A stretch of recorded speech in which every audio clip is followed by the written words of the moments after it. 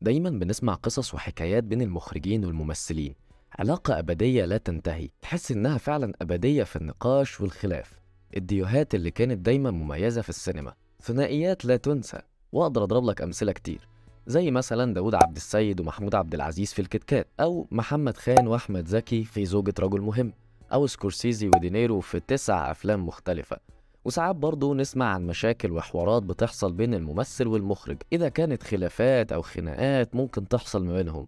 بس في سؤال بيدور دايما في بالي، يا ترى إيه الهدف؟ ليه تلاقي الممثل ده مع المخرج ده عالي العال ومنور وواكل الكاميرا، ومع مخرج تاني تحسه غلبان أو مش باين أصلا؟ يعني إيه هو مدى تأثير المخرج فعلا على الممثلين؟ ده اللي هنعرفه دلوقتي، يلا بينا نعرف. هو كان في حد سمعنا ولا ايه؟ لا، ده احنا كنا بنفضفض مع بعض. اه يا جدعان، هو حد يفهمنا غلط؟ احنا ما نقصدش اي حاجه والله. لا ده انت شكلك كده. لا يا عم، انت هتوديني في داهيه. ده كلام ابن عم حديد. يا عم انت في داهيه.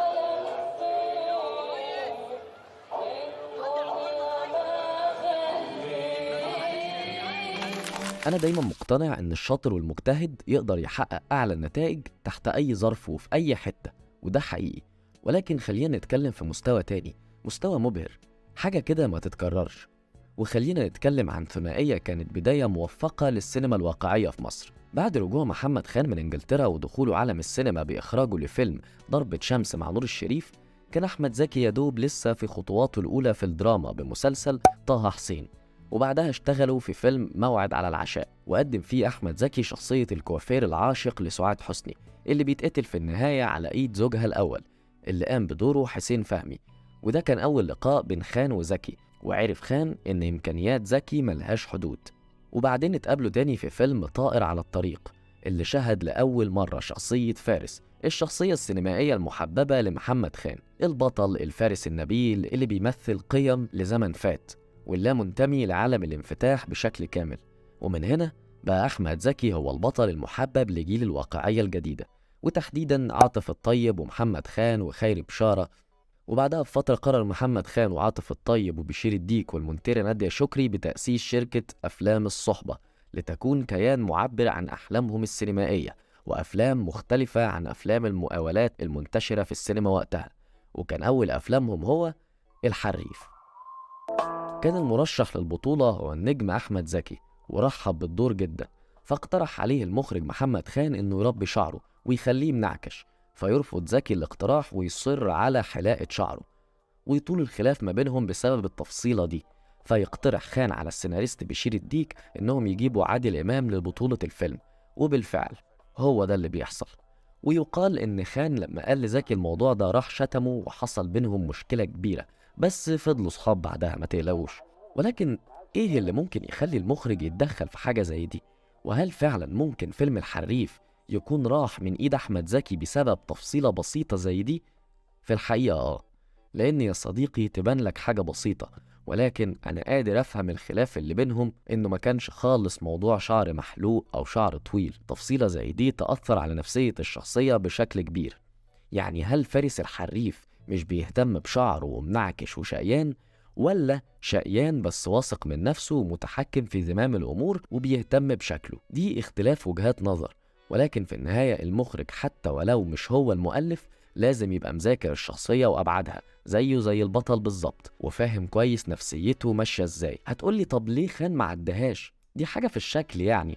هقولك لأ، طبعا تفرق. الكاميرا هتشوفك زي ما المخرج عايز. والله بقى لو انت لابس اغلى لبس في الدنيا بس المخرج عايز الكاميرا تشوفك صعلوق، هيحصل. ولو العكس هيتم برضه، مع طبعا اداء الممثل وشكله، كل ده هيأثر. فلو حصل اي صورة او لوحة مش مفهومة او مش راكبة على بعضها، هتبان اللوحة مش حلوة وانها مش راكبة على بعض، وهيبان الخلاف.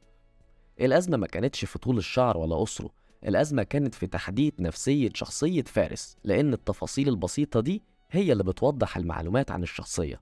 الممثل هو مراية المخرج جوه الفيلم، هو الرسول بتاعه للجمهور، فلو ما فيش بينهم اتفاق أو كيمياء هيبان الموضوع قدام الكاميرا. لو الممثل شايف الشخصية نرجسية والمخرج شايفه غلبان، هيحصل ايرور غريب جدا قدام الكاميرا. شغلانة التمثيل زي ما شرحت هي من أصعب الشغلانات في صناعة السينما كلها.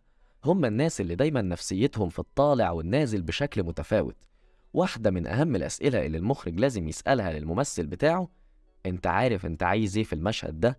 يعني الهدف أو التارجت من المشهد، تعاتب، تصارح، تحب، تكذب.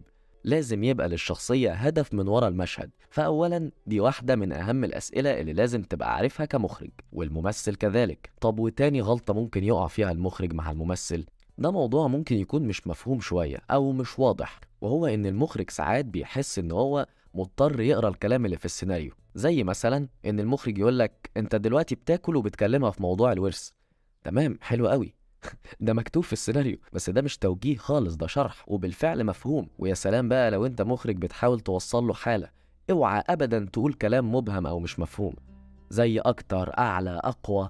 الممثل مش هيبقى فاهم انت عايز ايه، وهيحس ان هو متوتر. يعني هو دلوقتي المفروض يعلي صوته ولا يتحرك اكتر ولا يعمل ايه؟ خليك دايما في اطار الشعور اللي انت حاسس بيه. حتى على سبيل ذكر النقطة دي كان وضحها عمرو سلامة في ورشة الافلامجية. ما تقولوش هزقه، قول له مرمط بكرامته الارض واديله الطاقه دي منك. هو انت كده بتهزقه؟ مرمط بكرامته الارض، يعني زعق فيه، فهمه انه انت كده انت مش راجل ولا ايه؟ عشان كده برضه مهنة الإخراج مهنة صعبة ومش سهلة خالص، لأنك مسؤول عن كل ده. وعلى سبيل ذكر عمرو سلامة ممكن نضرب مثل واضح وحصل فعلا يبين لنا الأزمة دي. هنتكلم هنا عن دور أحمد داش في مسلسل طايع مع عمرو سلامة، ودوره في مسلسل نسل الأغراب مع محمد سامي. هنا صعيدي وهنا صعيدي، بس فرق السما والأرض بين الدورين. حاجات كتير قوي في التصديق والإقناع. ومش هتكلم عن الكتابة حتى، أنا هتكلم عن أداء ممثل متمكن من اللي بيعمله. بس عارفين ده بسبب إيه؟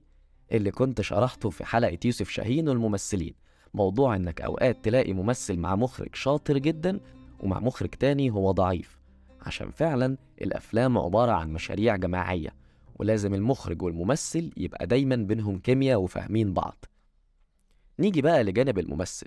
الممثل دايما إنسان بيحب يكون شكله كويس، بيراقب نفسه، ولكنه بيكره يراقب نفسه. لازم الممثل يدي الثقة للمخرج اللي قدامه، لأن فعلا مرحلة إنك تبقى أنت مرايته دي مرحلة متطورة قوي.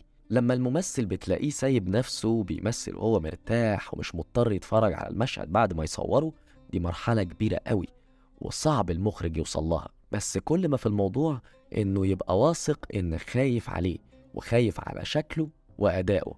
عمرو سلامة برضو كان وصفها في ورشة الأفلامجية إن بيحصل كده علاقة غيرة بين الممثل والكاميرا، لانه حاسس ان المخرج بيحب الكاميرا اكتر منه. اكتر حد الممثل بيغير منه الكاميرا. لو انت عدت في مره عشان الشوت كان فلو، مش عشان الممثل يمثل احسن، الممثل بيخاف منك وبيغير من الكاميرا وبيفقد ثقته فيك. ودي من ضمن الأسباب المهمة جدا اللي فعلا أوقات بتخلي الممثل ما يعملش الأداء المطلوب، أو حتى ما يبقاش في أعلى مرحلة من أدائه. ففي النهاية لو الممثل اللي معاك مستواه أصلا متوسط، ما تستناش إنه يعمل لك المطلوب، ده حتى هيبقى أقل من المطلوب. كل ده إحنا اتكلمنا من وجهة نظر المخرج. لو هنتكلم بقى من وجهة نظر ممثل، بالنسبة للممثل اوعى أبدا يبقى عندك استهتار أو عدم إحساس بالمسؤولية. خليك دايما عارف قيمتك، واثق إنك من أهم عناصر صناعة الفيلم، لأنك ببساطة لو مش موجود المخرج هيصور الهوا. وأكبر دليل على كلامي هي بعض الاقتباسات اللي هقولها لك حالا من اتنين من أهم الثنائيات العالمية، مارتن سكورسيزي وروبرت دينيرو. قال قبل كده سكورسيزي نصا: عندما لا يستطيع أحدنا أن ينتشل الآخر فإن هذا التعاون يجب أن يتوقف. وهو قصده هنا إن لو مش هيفضلوا يساعدوا بعض ويفكروا سوا يبقى فعلا تعاونهم ملهوش لازمة. وبرضه سكورسيزي قال قبل كده: لم يحدث أن تناولنا كأسا معا لكن زرنا نفس البارات. والبارات هنا قصده هي منطقة الإبداع المشتركة أو وجهات النظر المشتركة. وقال إن كل الشخصيات اللي ابتدعوها في أفلامهم كان بيتم اختراعها وفقا لأحاسيس هم كانوا بيحسوها فعلا، وما كانوش بيبصوا إذا كانت بقى الشخصيات دي عصرية أو قدرية. فعايز أقولك إن فيلم ريجينج بول هو في الأساس فكرة دينيرو، لأنه كان بيقرأ كتاب عن قصة حياة الملاكم جيك لاموتا في فترة تصوير فيلم تاكسي درايفر، وراح ودى الكتاب لسكورسيزي وقال له: انت لازم تحول الفيلم ده لسينما. وفعلا عمله، وبسبب الفيلم ده حصل روبرت دينيرو على أول أوسكار ليه. وبرضه فيلم كينج اوف كوميدي هو فكرتهم هما الاتنين مع بعض، هما دايما بيفكروا سوا وأحيانا بيكتبوا سوا. وزي ما قلت لك، هل ده يمنع كونهم من أشطر الناس في جيلهم؟ لأ، ولكنهم مع بعض متميزين، بيعملوا مستوى فوق العادي، مش مجرد مخرج وممثل، هم ثنائية طورت في السينما في هوليوود بشكل كبير. في النهاية مهما كان دورك في الصناعة اوعى تستقل أبدا بدورك في الفيلم، ولكن بالأخص الممثل والمخرج هم أكثر العناصر اللي ما ينفعش ينفصلوا عن بعض. واحدة من أصعب المراحل اللي ممكن توصل لها إن الممثل يبقى واثق في المخرج وفي شطارته، وكذلك المخرج يبقى واثق في إمكانيات الممثل اللي معاه، فيبقى الموضوع سهل وبسيط. ومش شرط خالص تبقوا في الأساس صحاب عشان تعملوا فيلم حلو. دينيرو وسكورسيزي ليهم قصتهم الخاصة. المثال اللي ذكرته في أول الحلقة هو محمود عبد العزيز وداود عبد السيد، اللي عملوا مع بعض فيلم محطوط في قائمة أفضل 100 فيلم مصري، ويعتبر هو من أفضل الأدوار اللي عملها محمود عبد العزيز وأفضل الأفلام اللي أخرجها داود عبد السيد. وفي النهاية تظل السينما هي أفضل لغة نقدر نتكلم بيها، وأفضل المجالات اللي بتعتمد في الأساس على العمل الجماعي. مفيش دور أهم من دور، كل الأدوار مهمة من أول الراجل بتاع البوفيه لحد المخرج. لكن زي ما ذكرت احنا هنا بنركز على علاقة من أهم العلاقات في الصناعة، هي علاقة المخرج بالممثل، وبس كده.